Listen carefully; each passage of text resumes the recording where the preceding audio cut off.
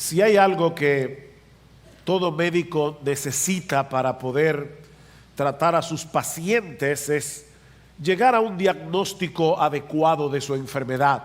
Y por eso nos mandan a hacer todos los análisis que nos piden antes de poder decirnos, este es tu problema. Ahora, presuponiendo que el médico haya sido acertado en su diagnóstico, lo mejor que puede hacer el enfermo es aceptar la realidad de su condición, tal como el médico se la está describiendo, aunque no sea de su agrado. Sería una locura desechar un diagnóstico simplemente porque me resisto a pensar que esté tan enfermo como el médico dice, o porque me cause temor o ansiedad el hecho de saber que estoy en esa condición, o lo que es todavía aún peor, rehusar escuchar el diagnóstico para poder seguir viviendo como si no estuviera sucediendo nada, como si yo no tuviera ningún problema, como si todo estuviera bien. Por favor, doctor, gracias por todo lo que usted ha hecho hasta ahora, pero no tiene que decirme nada más. Yo no quiero saber qué es lo que tengo. El pasaje que vamos a estudiar en la mañana de hoy, continuando con nuestra serie expositiva de la carta a los romanos, es algo así como una especie de tomografía espiritual de la condición humana. En este pasaje Pablo nos explica, y no olviden que es por inspiración del Espíritu de Dios, por qué el mundo está como está, para luego pasar a describir más detalladamente qué es lo que Dios ofrece en el Evangelio para remediar ese problema. Este no es el diagnóstico de Pablo, esta no es la prescripción de Pablo, esto es lo que dice Dios acerca de ti y de mí. Esto es lo que dice Dios acerca de la condición del hombre. Esto es lo que dice Dios acerca de lo que Él ha provisto para solucionar de una vez por todas esa condición humana. En ese sentido, este pasaje tan oscuro que ya Sigfrido leyó hace un momento, es en realidad el fondo negro que hace brillar en toda su intensidad el diamante del Evangelio. No tiene sentido decir que el Evangelio es poder de Dios para salvación, como veíamos el domingo pasado cuando estudiábamos los versículos 16 y 17 del capítulo 1, si no existiera ningún peligro del que necesitáramos ser salvados. La palabra evangelio significa buena noticia, pero esa buena noticia comienza con una mala, y no tiene sentido buscar la solución de un problema que no existe. Es como tener en las manos un tratamiento que ha probado ser eficaz para curar el cáncer, el 100% de los casos, y ofrecérselo a personas que no saben que tienen cáncer. Ya Pablo nos ha dicho en Romanos capítulo 1, versículo 16, que el Evangelio es poder de Dios para salvación. Pero ahora Él quiere explicarnos cuál es el peligro del cual necesitamos ser salvados. En toda esta sección de la carta que va desde Romanos capítulo 1, versículo 18 hasta Romanos capítulo 3, versículo 20, Pablo nos dice que tenemos un serio problema con la justicia de Dios. Un problema que solo Dios puede resolver. Y es como si Pablo, al llegar al versículo 18, hubiera detenido el curso de su argumentación, que llegó hasta el versículo 17, para explicarnos por qué fue necesario esa intervención de Dios para salvar al hombre. Noten la conexión entre los versículos 16 y 17 del capítulo 1 y los versículos 21 y 22 del capítulo 3. Dice, porque no me avergüenzo del Evangelio, pues es poder de Dios para la salvación de todo el que cree, del judío primeramente y también del griego, porque en el evangelio la justicia de Dios se revela por fe y para fe, como está escrito, más el justo por la fe vivirá. Noten ahora 3:21. Pero ahora, aparte de la ley, la justicia de Dios, que ha sido manifestada, atestiguada por la ley y los profetas, es decir, la justicia de Dios por medio de la fe en Jesucristo para todos los que creen, porque no hay distinción. ¿Vieron la similitud entre un pasaje y el otro? Es como los dos panes de un sándwich y en el medio está esta larga disertación de Pablo acerca de la ira de Dios, acerca de la justicia de Dios, acerca del problema que todos nosotros tenemos con el Señor. Dios revela en el evangelio la justicia que Dios nos provee por medio de la fe en Jesucristo. Pero entre un pasaje y el otro, ahora nos explica por qué todos necesitamos esa justicia que Dios nos provee en el evangelio, solo por gracia, solo por Cristo y solo por medio de la fe. Y lo primero que hace Pablo aquí es presentar la acusación de Dios contra la humanidad y las pruebas que sustentan esa acusación. Pablo nos dice en los versículos 18 al 20 que todos por naturaleza estamos bajo la ira de Dios por causa de nuestra impiedad y nuestra injusticia. Ese es el punto de partida del evangelio. Mis hermanos, cuando vas a predicar el evangelio, recuerda que el punto de partida del evangelio no es el amor de Dios, aunque parezca extraño. Dios revela su amor en el evangelio, pero cuando Pablo quiere explicar de qué se trata el evangelio, él no comienza por el amor de Dios, comienza por su ira. Versículo 18 otra vez.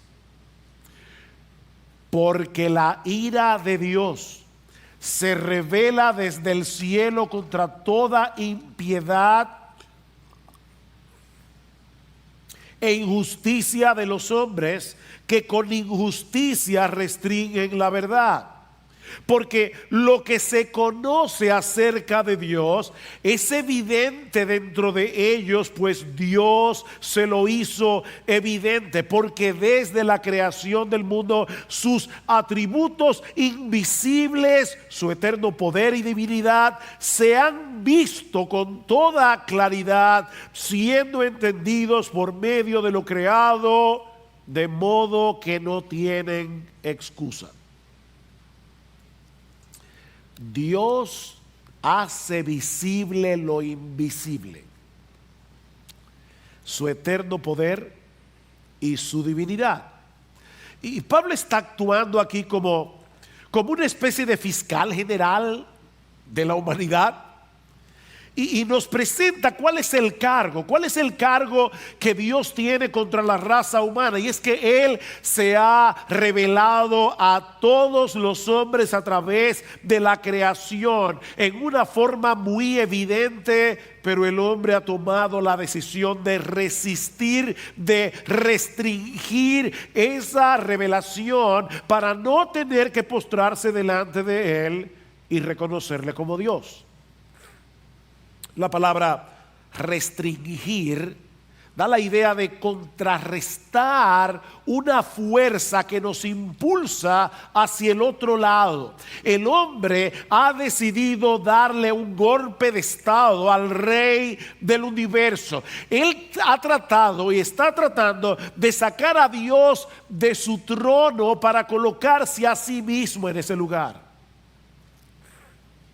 El hombre no quiere reconocer que solo Dios merece gloria, que solo Dios merece adoración, que Él es el creador de todo, que Él es aquel que sustenta su creación. Nuestro Dios ha dejado sus huellas dactilares, por decirlo de alguna manera, en todo lo que Él ha hecho, y le ha dado al hombre la capacidad de poder entender la evidencia. Es a eso que se refiere Pablo cuando dice en el versículo 19 que lo que se conoce de Dios es evidente dentro de ellos, pues Dios se lo hizo evidente. No hay que ser una persona brillante intelectualmente hablando, no hay que tener un PhD para llegar a la conclusión de que Dios existe y de que Él merece ser adorado. Dios ha colocado, ha dotado al hombre con una capacidad natural que debería llevarlo a esa conclusión de manera intuitiva al contemplar todo lo que Él ha hecho. Ahora, eso no quiere decir que la creación nos revela todo lo que necesitamos conocer acerca de Dios como para ser salvos. Pero sí revela lo suficiente como para saber que Él existe, que Él está ahí, para saber que Él es poderoso y que Él posee los atributos que normalmente los seres humanos asocian con la divinidad. Y no olvidemos que en los días de Pablo no había microscopio, no había telescopio. De manera que muchos secretos del universo, permanecían ocultos para el hombre en esa época.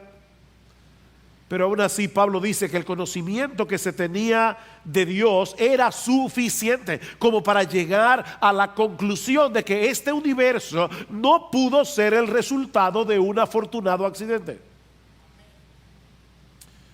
Por simple observación, nosotros sabemos que todo efecto tiene una causa. ¿No es así?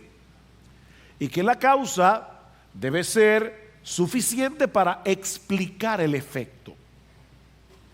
La pregunta que debemos hacernos es: ¿qué tipo de causa es la que debe haber producido el efecto de este universo maravilloso y de nosotros dentro de él? Imagínate que tú estás escalando el Pico Duarte y en medio de un paraje completamente silvestre, salvaje, te encuentras con un jardín espectacular, como esos que se ven en algunos palacios europeos, algo así como los jardines del Palacio de Versalles, con fuente y todo. Mira, por más que alguien trate de convencerte de que se trata de un paisaje natural que se formó por accidente a través de cambios geológicos que sucedieron durante millones y millones y millones de años, tú sabes muy bien que esa explicación es absurda. Eso no puede ser. El jardín necesita un jardinero. Ahora, imagínate a un escéptico, van dos escalando al Pico Duarte, uno es creyente, el otro es escéptico. El creyente dice: wow, me gustaría conocer al jardinero. El escéptico dice: ¿cuál jardinero? Yo no veo ningún jardinero aquí. Vamos a sentarnos a esperar, dice el escéptico, a ver si el jardinero aparece. El creyente le dice: mi hijo, yo no tengo que esperar absolutamente nada porque el jardín está ahí. Aunque yo no vea al jardinero, para mí es obvio que este jardín tiene un diseño que requiere la existencia de un diseñador inteligente que plantó y colocó cada árbol en su lugar con un propósito específico. Bueno, lo que Pablo está diciendo en Romanos capítulo 1, versículo 19, es que la creación está repleta de evidencias que nos hablan de un creador omnipotente y lleno de sabiduría que hizo todas las cosas por un plan determinado, predeterminado por él. Eso está tan claro, dice Pablo, que el hombre que no se postra ante Dios en adoración y con un corazón agradecido no tiene excusa. No tiene excusa. Y literalmente lo que Pablo está diciendo aquí es que se queda sin apología, es lo que dice el texto literalmente. No tiene apología para defender su caso cuando él tenga que presentarse delante de Dios en el día del juicio. El hombre sabe que hay un Dios, dice Pablo. Pastor, pero hay ateos. Yo no creo en los ateos. Y yo no creo en los ateos porque Pablo me dice, inspirado por el Espíritu Santo, que no existe tal individuo en el mundo. El problema del ateo no es intelectual, no es que él ha llegado a través de evidencias científicas a la conclusión de que no existe Dios. Es un problema psicológico. A él le repugna la idea de que exista Dios y por lo tanto prefiere pretender que él no existe. Yo no creo en los ateos. Vean lo que dice Pablo en el versículo 21. ¿Por qué no tienen excusa? Pues aunque conocían a Dios, ¿ven? No le honraron como a Dios ni le dieron gracias, sino que se hicieron vanos en su razonamiento y su necio corazón fue entenebrecido. Esa es en esencia la acusación de Dios contra toda la raza humana. El hombre padece de una pecaminosa e inexcusable deshonestidad intelectual. El hombre se hace el tonto. Eso es lo que Pablo está diciendo. Él pretende que no conoce lo que sí conoce. Es un juego mortal, pero es un juego. El hombre pretende desconocer lo que en realidad conoce, y todo eso, dice Pablo, para no tener que honrar a Dios como Dios ni darle gracias. Él nos creó. Él es quien sostiene nuestra vida cada segundo de nuestra existencia. Nuestro corazón sigue latiendo porque Él lo mantiene funcionando hasta el día de hoy. El aire que estás respirando le pertenece a Él. La comida que comemos cada día la provee Él. Las capacidades que nos permiten trabajar y producir nos la dio Él. Dependemos en todo de Él. Pablo dice en Hechos capítulo 17 que Él es quien da vida a todos, vida y aliento y todas las cosas, porque, oigan esto, en Él vivimos, nos movemos y existimos. Amén. ¿Saben que si Dios nos dejara solos por un instante y nos diera la espalda, nos desintegraríamos en el espacio? En Él vivimos, nos movemos y somos. Pero el hombre ha decidido vivir como si Él no existiera. Y eso ha distorsionado por completo nuestra capacidad de razonar en una forma adecuada. Vean una vez más el versículo 21. Pues aunque conocían a Dios, no le honraron como a Dios ni le dieron gracias. Y ahora oigan, sino que se hicieron vanos en sus razonamientos y su necio corazón fue entenebrecido. Negar a Dios en un mundo creado por Él tiene consecuencias, porque obligatoriamente lleva al hombre a tener que plantearse alternativas absurdas de por qué estamos aquí, quién hizo todo eso, alternativas con las que nadie puede vivir coherentemente, y eso entorpece, dice Pablo, el razonamiento humano. Es como cruzar una avenida sumamente transitada y decir los carros son una ilusión. No son una ilusión y vas a ser atropellado.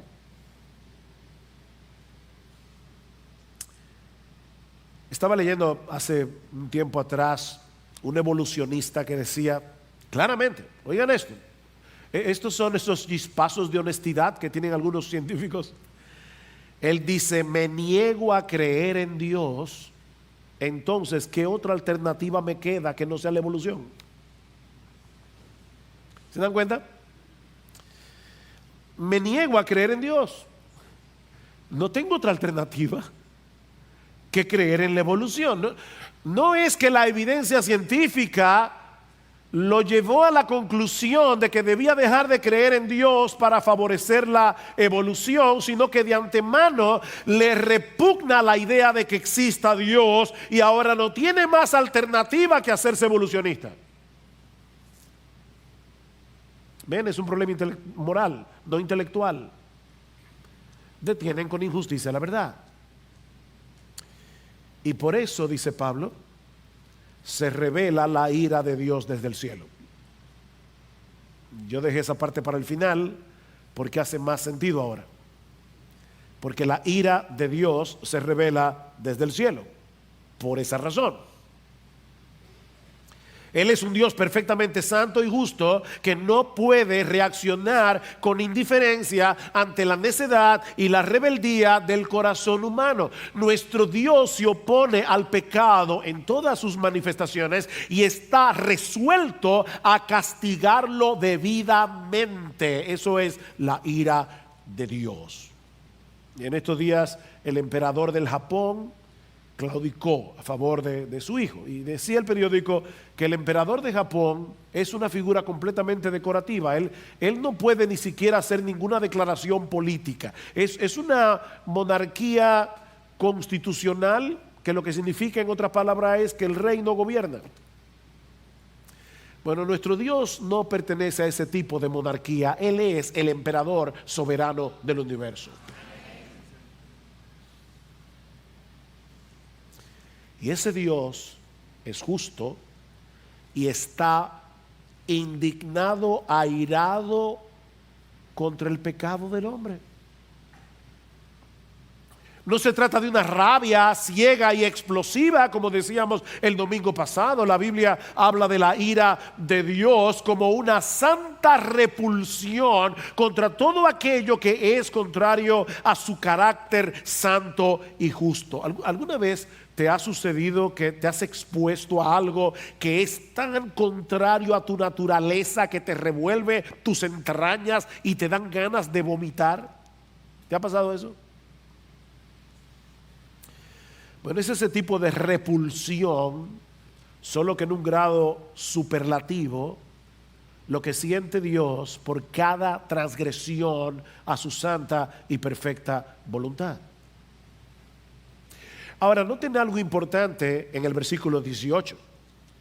Y es que Pablo usa el verbo revelar en tiempo presente, porque la ira de Dios se revela desde el cielo. Existe un juicio futuro en el que Dios revelará su ira en todo su poder contra aquellos que decidieron mantenerse hasta el final en pie de guerra, desafiando su soberanía. Pero no es de esa ira de la que Pablo está hablando aquí, sino de una ira que se está revelando aquí ahora contra toda impiedad e injusticia de los hombres que con injusticia restringen la verdad. Y eso nos lleva a nuestro segundo encabezado.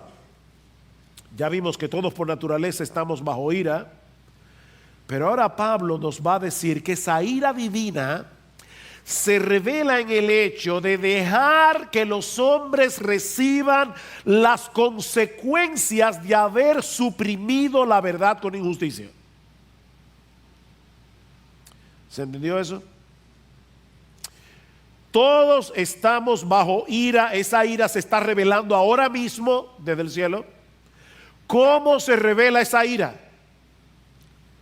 Esa ira se revela en el hecho de dejar que los hombres reciban las consecuencias de querer negar lo evidente.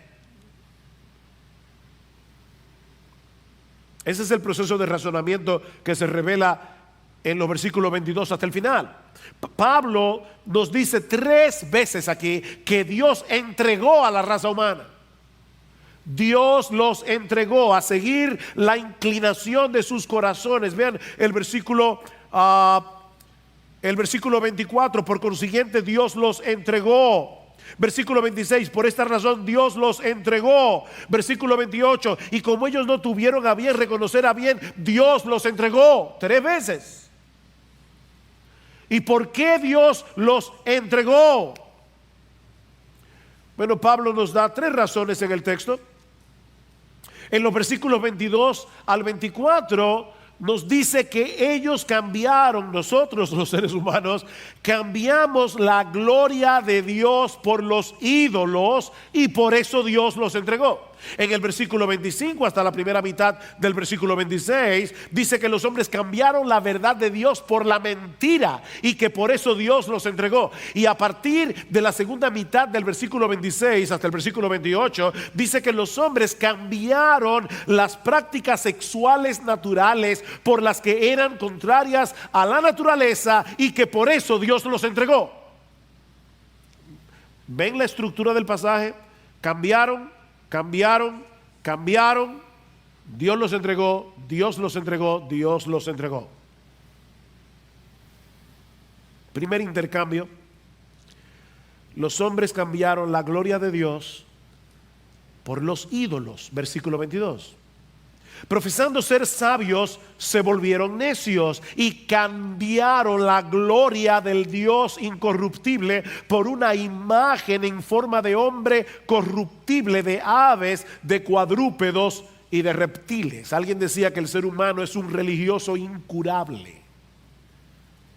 Y como fuimos creados originalmente para adorar a Dios y encontrar en Él nuestra seguridad, nuestra satisfacción, el hombre no puede desechar a Dios sin caer en la idolatría. Eso es imposible.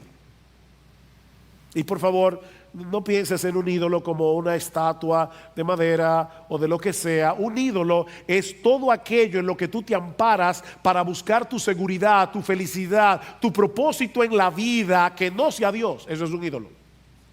Un ídolo, para ponértelo más fácil, es todo aquello que tú pienses: si yo no tengo eso, que no es Dios, yo no puedo ser feliz. Mi vida no tiene sentido sin eso. Bueno, eso, ponle lo que tú quieras ahí. Eso es tu Dios. Decía Juan Calvino que el hombre es una fábrica de ídolos. Vivimos fabricando ídolos. El hombre busca desesperadamente en las cosas creadas lo que solo puede encontrar en el Creador, y por eso experimenta una profunda insatisfacción. Y lo irónico de todo esto es que al negarse rendirle adoración al que merece adoración, el hombre cree que se está haciendo más sabio, cuando en verdad se está volviendo más necio. ¿Ven? Profesando ser sabios, es decir, pretendiendo que se está haciendo más sabios, se volvieron necios. ¿Y cómo se evidencia esa necedad? En el hecho de cambiar la gloria del Dios incorruptible en semejanza de imagen en forma de hombre corruptible, de aves, de cuadrúpedos y de reptiles. Pablo parece estar pensando aquí probablemente en el Salmo 106, versículo 20, porque inclusive las palabras que se usan son muy similares, donde el salmista nos dice que los israelitas del tiempo de Moisés, recuerdan cuando hicieron el becerro de oro, cambiaron la gloria del Dios de Israel por un buey que come hierba. Eso es absurdo. Pero esa es la necedad a la que llega el hombre cuando rehúsa reconocer lo que es evidente, que solo Dios merece ser adorado. Versículo 24. Por consiguiente Dios los entregó. Los entregó a la impureza, a la inmundicia, en la lujuria de sus corazones, de modo que deshonraron entre sí sus propios cuerpos. Dios los entregó. Y eso no quiere decir que Dios mueva a los hombres hacia la impureza, sino más bien que como parte de su castigo, Dios los entregó a seguir los impulsos depravados de sus propios corazones. ¿Tú quieres hacer tu voluntad? Mi castigo será dejarte hacer tu voluntad. Alguien ha dicho: Dios en su justicia Dios en su ira los deja hundirse más profundamente en el lodazal que han escogido. Dios los entregó. Por eso dice que los entregó a la impureza en la lujuria de sus corazones. Ven, esa lujuria ya estaba ahí. No fue Dios que los hizo lujuriosos. Esa lujuria ya estaba allí. Pero Dios, como castigo, soltó las amarras.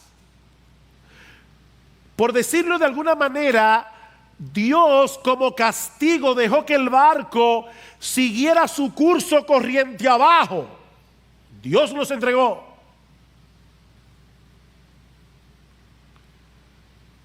Por otra parte, noten que hay una clara conexión en este pasaje entre deshonrar a Dios como Dios y degradar la dignidad humana.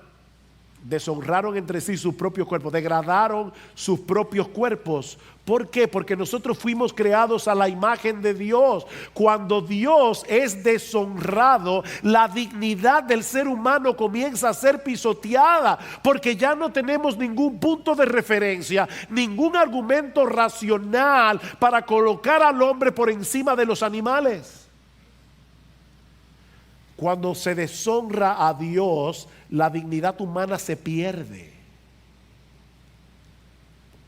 Por eso el aborto, la eutanasia, las locuras que nosotros estamos viendo en el mundo en el día de hoy, es que ya no hay punto de referencia. Recuerdo haber leído aquella famosa declaración de Ingrid Newkirk, creo que se llamaba, la que fue presidente de PETA. Es People for Ethical Treatment of Animals, personas que están a favor de un trato ético de los animales. Y ella decía: están ahora hablando de los millones de judíos que murieron en los campos de concentración, pero billones de pollos son sacrificados diariamente en los hornos de las polleras. Wow. O sea que nosotros podemos equiparar los millones de seres humanos que murieron en los campos, en Auschwitz, en Dachau, en la Segunda Guerra Mundial, y los billones de pollos. Es una locura. De verdad, se hicieron necios. Hermanos, es que no hay otra explicación. Se hicieron. ¿Cómo es posible que un individuo diga hoy: yo soy un gato? Y hay que tratarlo como un gato. La dignidad humana se ha perdido porque el punto de referencia se perdió. Nosotros no somos como las cucarachas, no somos como los perros, no somos como los delfines, porque solo nosotros, los seres humanos, fuimos creados a la imagen de Dios. Cuando esa gloria de Dios es pisoteada, no va a pasar mucho tiempo sin que la dignidad del hombre sea pisoteada también.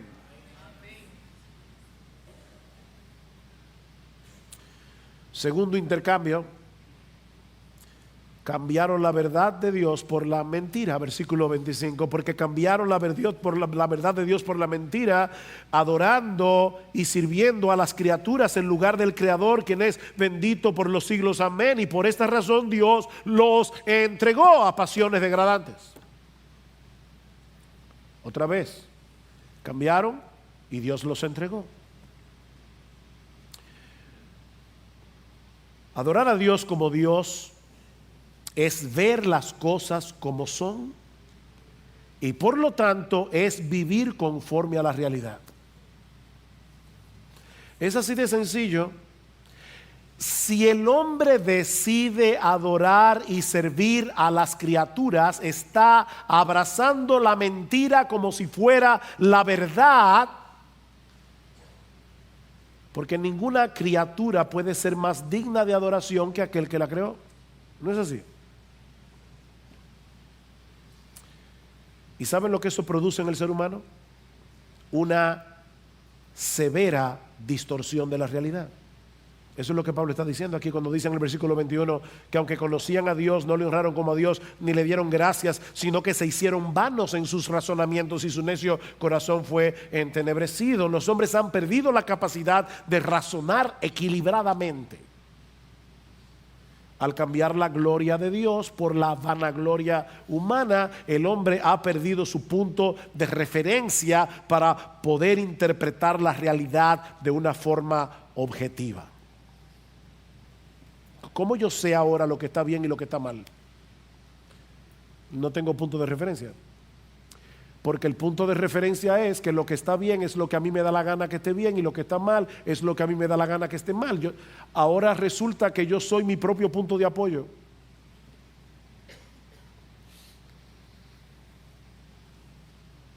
Perdimos el norte. Perdimos el norte. Y el resultado es que Dios los entregó a pasiones degradantes.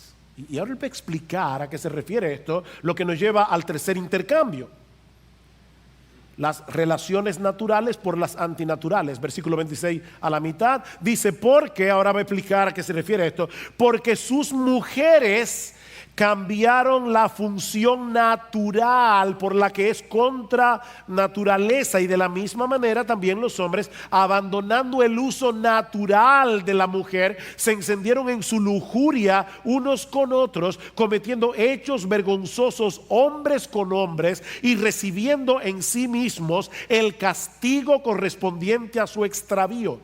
Y como ellos no tuvieron a bien reconocer a Dios, Dios los entregó a una mente depravada para que hicieran las cosas que no convienen.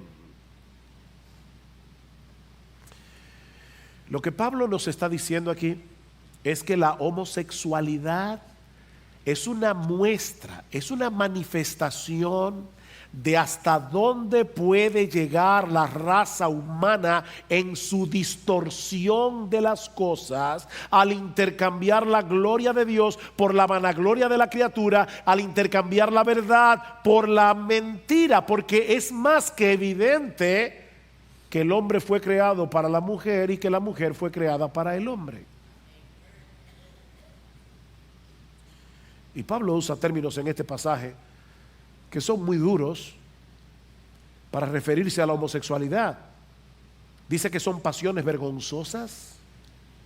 Dice que son antinaturales. Al final del versículo 27 dice que es una conducta extraviada que trae consigo, es decir, inherentemente retribución o castigo de parte de Dios. Y lo que eso significa es que la perversión sexual es en sí misma el castigo.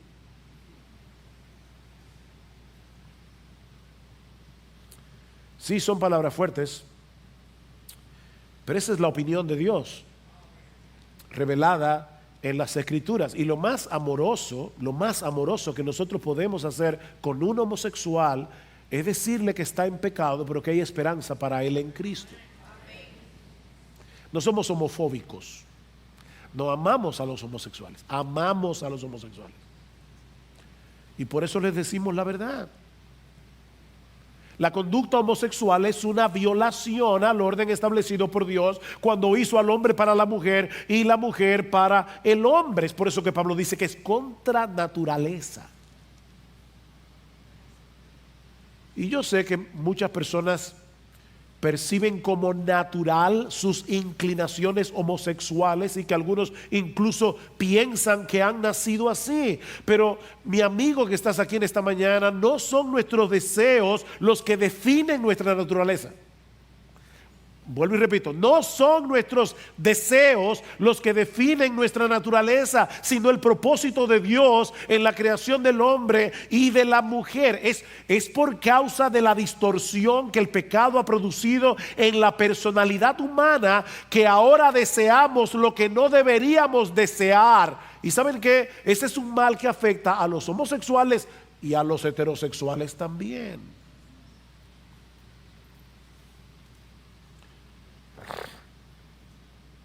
El deseo de un hombre casado por otra mujer que no sea la suya no le pone un sello de aprobación al adulterio. Pero es que yo la deseo. Yo deseo ver pornografía en internet. Esa es mi inclinación. Tu inclinación no le pone un sello de aprobación a la pornografía.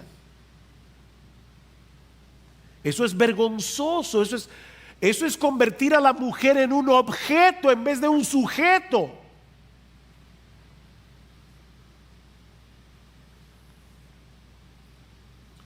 No son nuestros deseos los que definen lo que está bien y lo que está mal. De manera que la práctica homosexual es un pecado, independientemente de lo fuerte que pueda ser la inclinación del que lo practica, porque violenta el diseño original de Dios para la sexualidad y para el matrimonio. Ahora noten que la homosexualidad no es el único pecado que se condena en este pasaje como fruto de la idolatría. Escuchen lo que Pablo sigue diciendo en el versículo 28. Y como ellos no tuvieron a bien reconocer a Dios, Dios los entregó a una mente depravada para que hicieran las cosas que no convienen. ¿Cuáles? Estando llenos de toda injusticia, maldad, avaricia, malicia, colmados de envidia, homicidios, pleitos, engaños, malignidad. Son chismosos, detractores, aborrecedores de Dios, insolentes, soberbios, jactanciosos, inventores de lo malo, desobedientes a los padres, sin entendimiento, indignos de confianza, sin amor, despiadados. Wow. Es increíble ver cómo Pablo conecta en esta lista a los homicidas con los chismosos. ¿Vieron? A los aborrecedores de Dios con los insolentes y con los desobedientes a los padres.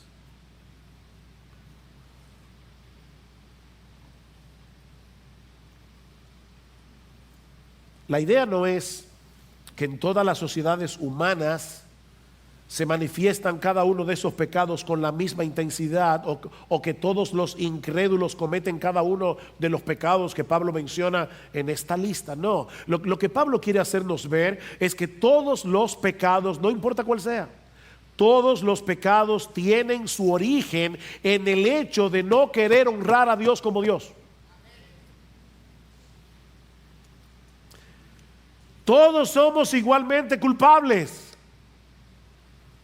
porque todos hemos cambiado la gloria de Dios por la vanagloria de los hombres, y todos hemos cambiado la verdad de Dios por la mentira. Unos lo manifiestan de una manera, otros de otra, pero todos hemos detenido con injusticia la verdad, y todos tendremos que dar cuenta de eso algún día en el tribunal de Dios, incluyendo los religiosos moralistas que quieren salvarse por sus propios méritos.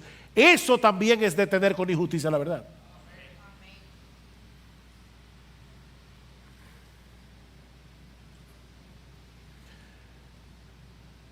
El que se quiere salvar por sus obras es un iluso que está distorsionando la realidad. Y esa distorsión de la realidad, el creer que tú puedes ganarte tu salvación por medio de tus buenas obras, es una distorsión de la realidad, porque no importa lo que tú hagas, tú nunca vas a llenar la medida del estándar divino. Eso no va a pasar nunca, porque dice la palabra de Dios que para salvarse por las obras tú tienes que obedecer todos los mandamientos de la ley de Dios, desde la cuna hasta la tumba, y eso es imposible. Es una distorsión de la realidad.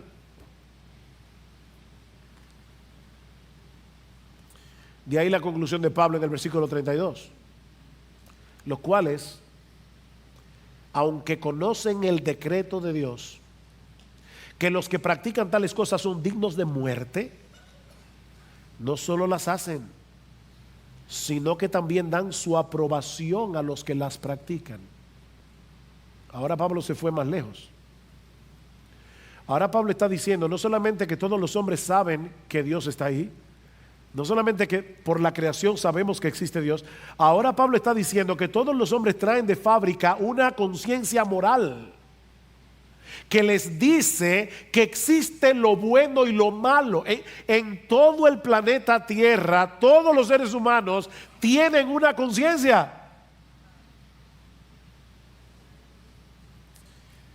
y que lo malo debe ser castigado y lo bueno debe ser recompensado. Eso es parte del conocimiento innato que Dios ha puesto en todos los hombres, no solo de su existencia, sino de que Él es un gobernador moral que pasa juicio sobre sus criaturas. Pero el hombre no solo ha decidido ir en contra de las reglas de juego impuestas por el Creador, sino que al mismo tiempo ha decidido promover reglas de juego contrarias, dice Pablo. No solo las hacen, sino que dan su aprobación a los que las practican. ¿Por qué hay heterosexuales que van al desfile de orgullo gay? Porque eso parece ser de mente abierta. Yo no soy homosexual, pero soy un tipo de mente abierta. Y yo doy mi aprobación. O sea, no se contentan con ser rebeldes a la voluntad de Dios, sino que son activistas en contra de la voluntad de Dios. ¿Cuál es el afán de la ONU? ¿Cuál es el afán de todas estas multinacionales en querer imponer una agenda inmoral en los países? ¿Cuál es el afán? Y podemos buscarle explicaciones. Mira, es que hay un asunto de dinero envuelto allí, y yo sé que hay muchas cosas que se mueven con mucho dinero, pero el problema en la raíz es el odio del hombre por Dios.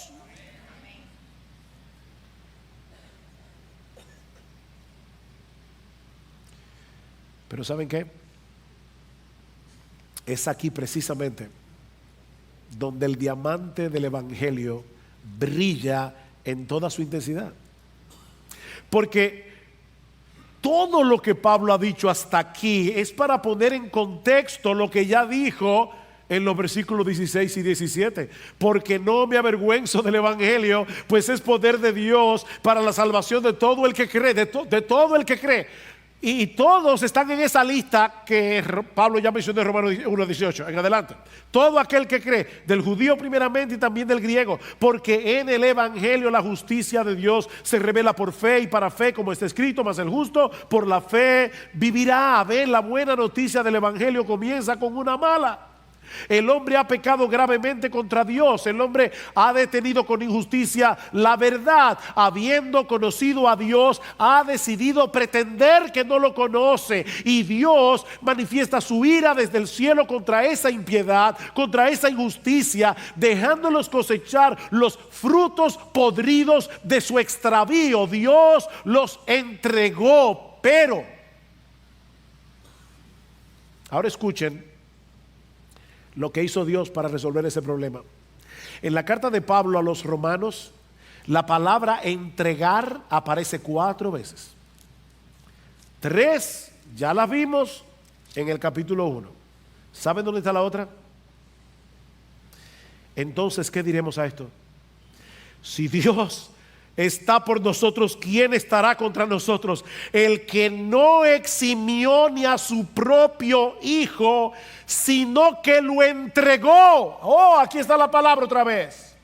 Lo entregó por todos nosotros. ¿Cómo no nos concederá también con Él todas las cosas? El mismo Dios que entregó a una humanidad pecadora a seguir los impulsos de su corazón, ese mismo Dios entregó a su Hijo y cargó sobre Él la ira omnipotente que todos nosotros merecemos por nuestros pecados, para que todo aquel que cree en Él no se pierda, mas tenga vida eterna. Sí, Dios también a Él lo entregó. Dios a Él también lo entregó. Todos los pecados que encontramos en Romanos 1, incluyendo la homosexualidad, y todos los que se mencionan a partir del versículo 29 serán perdonados solo por creer en Cristo. ¿Saben por qué? Porque Dios, el Hijo, se presentó delante de Dios, el Padre, y le dijo: Señor, todos toda la ira que merecen los homosexuales y las lesbianas, toda la ira que merecen los chismosos, los lujuriosos, los malvados, los avariciosos, los colmados de envidia, los homicidas, los pleiteros, los engañosos, los malignos, los detractores, los aborrecedores tuyos, los insolentes, los soberbios, los jactanciosos, los inventores de males, los desobedientes a los padres. Señor, toda la ira santa que ellos merecen por causa de sus pecados, oh Señor, arrójala sobre mí.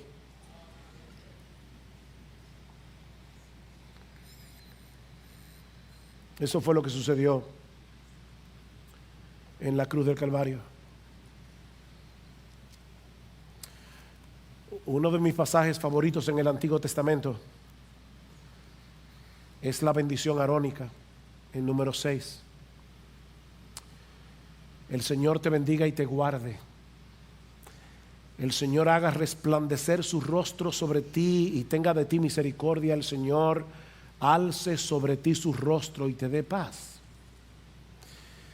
Y hace unos días leí que alguien comentando este pasaje decía: la cruz es la antítesis de la bendición sacerdotal. Bendijo Dios el Padre a Jesús y lo guardó cuando estaba en la cruz. ¿El Señor te bendiga y te guarde? No. Lo entregó al poder de quienes lo odiaban y querían matarlo. ¿Hizo Dios el Padre brillar su rostro sobre Jesús en la cruz? ¿El Señor haga resplandecer su rostro sobre ti y tenga de ti misericordia? No. ¿Derramó sobre él su ira y su furor aplastante contra el pecado? ¿Volvió Dios el Padre su rostro hacia Jesús en la cruz y le dio paz? ¿El Señor alce sobre ti su rostro? No. Apartó su rostro de él, de modo que Jesús gritó en agonía: Dios mío, ¿por qué me has abandonado? Cuando Jesús levantó los ojos al cielo, por primera vez en toda la eternidad, no hubo una respuesta luminosa del rostro de su Padre hacia él. Solo fue ira, ira, ira, ira, la ira que tú y yo merecemos por causa de nuestros pecados.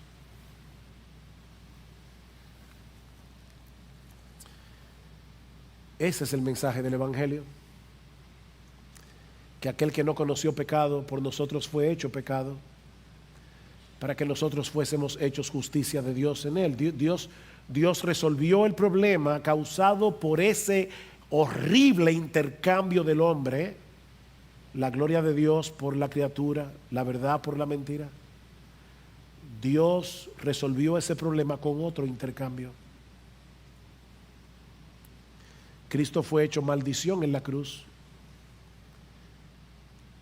para que tú y yo podamos ser bendecidos por Dios. Amén. Hay esperanza para el pecador,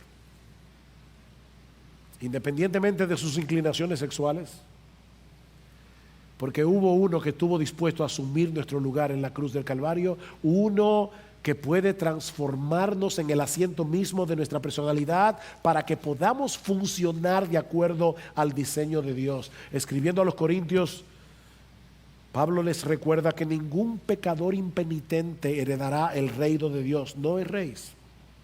No erréis, dice Pablo, ni los fornicarios, ni los idólatras, ni los adúlteros, ni los afeminados, ni los que se echan con varones, ni los ladrones, ni los avaros, ni los borrachos, ni los maldicientes, ni los estafadores heredarán el reino de Dios. Pero ahora escuchen, y esto erais algunos. Oh, qué bendición. Hace mucho hablaba en mi oficina con una joven que había sido lesbiana y estaba profesando la fe, y ella me decía: yo soy una lesbiana y yo no sé si algún día esto va a cambiar en mí. Yo le dije: tú profesas la fe de Jesucristo, tú eres creyente, porque si tú eres cristiana, tú no eres lesbiana. Ese texto dice que tú eras lesbiana. Y no quiere decir que no vayas a seguir luchando con inclinaciones pecaminosas. Todos nosotros venimos al Señor con un cúmulo de tentaciones con las que vamos a luchar hasta que nos muramos. Oh, pero gloria al Señor, podemos luchar y podemos vencer. Dice Pablo, esto erais alguno, mas ya habéis sido lavados, ya habéis sido santificados, ya habéis sido justificados en el nombre del Señor Jesús y por el Espíritu de nuestro Dios.